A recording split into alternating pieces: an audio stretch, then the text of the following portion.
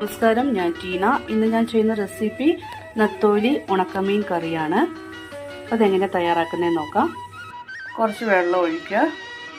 ഒരു 10-15 മിനിറ്റ് കുതിർക്കാൻ വെക്കുക. നന്നായിട്ടൊന്ന് വാഷ് ചെയ്തെടുക്കുക. ചെറിയ ഉള്ളിയാണ് നല്ലത് കട്ട് ചെയ്തിടാൻ. ഒരു വലിയ ഉള്ളി എടുത്തിട്ടുണ്ട് കുറച്ച്. ഇനി ഒരു ചെറിയൊരു ടൊമാറ്റോ കട്ട് ചെയ്ത് ചേർക്കണം. ഒരു 3-4 പച്ചമുളക് ചേർത്ത് കൊടുക്കുക. ഒരു ചെറിയൊരു ടീസ്പൂൺ മല്ലിപ്പൊടി എടുത്തിട്ടുണ്ട്. ഉണക്കമീനിന് ഒരുപാട് മല്ലിപ്പൊടി ചേർക്കത്തില്ല.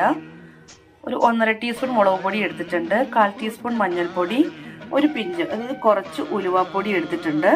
ഇത് പച്ചക്ക കട്ട് ചെയ്തിടാം, കത്തിരിക്ക കട്ട് ചെയ്തിടാം, പച്ചമാങ്ങ ഉണ്ടെങ്കിൽ കട്ട് ചെയ്തിടാം. അപ്പം ഞാൻ കുറച്ച് മുരിങ്ങക്ക കട്ട് ചെയ്തതാണ് ചേർത്തേക്കുന്നത്. നമുക്കൊരു കുറച്ച് പുളി ചേർക്കാം. നമ്മൾ നല്ല പുളിയുള്ള മാങ്ങയൊക്കെ ചേർക്കുവാണെങ്കിൽ പുളി അങ്ങനെ ചേർക്കേണ്ട ആവശ്യമില്ല. 1 ടീസ്പൂൺ വാളംപുളി ചേർത്തിട്ടുണ്ട്. കുറച്ച് തേങ്ങ എടുത്തിട്ടുണ്ട്. ഒരു 3-4 കറിവേപ്പിലയും 2 ചെറിയ ഉള്ളിയും കൂടെ ചേർത്ത് കുറച്ച് വെള്ളം ചേർത്ത് ഒന്ന് അരച്ചെടുക്കുക. നന്നായിട്ട് പേസ്റ്റ് ചെയ്യണ്ട.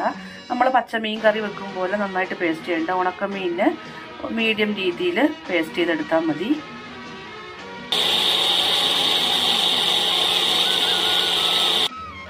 ഒരു 2 ഗ്ലാസ് വെള്ളം കൂടെ ചേർത്ത് കൊടുക്കുക. മീഡിയം ഫ്ലെയിമിൽ കുക്ക് ചെയ്യുക. നത്തോലി ആയതുകൊണ്ട് ഇതിനകത്ത് ഉപ്പില്ല. അപ്പോൾ നമുക്ക് കുറച്ച് ഉപ്പും കൂടെ ചേർത്ത് കൊടുക്കാം. നന്നായിട്ട് തിളയ്ക്കുന്നുണ്ട്. ഇതിൻ്റെ ചാറൊക്കെ കുറച്ച് വറ്റണം. ചാറൊക്കെ നന്നായിട്ട് വറ്റി വന്നിട്ടുണ്ട്. നത്തോലി ഉണക്കമീൻ കറി നല്ല ടേസ്റ്റുള്ളൊരു കറിയാണ്. ചൂട് റൈസിൻ്റെ കൂടെ ചോറിൻ്റെ കൂടെ കഴിക്കാൻ നല്ല ടേസ്റ്റാണ്. കപ്പപ്പുഴുക്കിൻ്റെ കൂടെയൊക്കെ കഴിക്കാൻ പറ്റിയ നല്ലൊരു ഉണക്കമീൻ കറിയാണ്. വീണ്ടും അടുത്ത റെസിപ്പിയുമായി കാണാം. ബൈ. ടീന.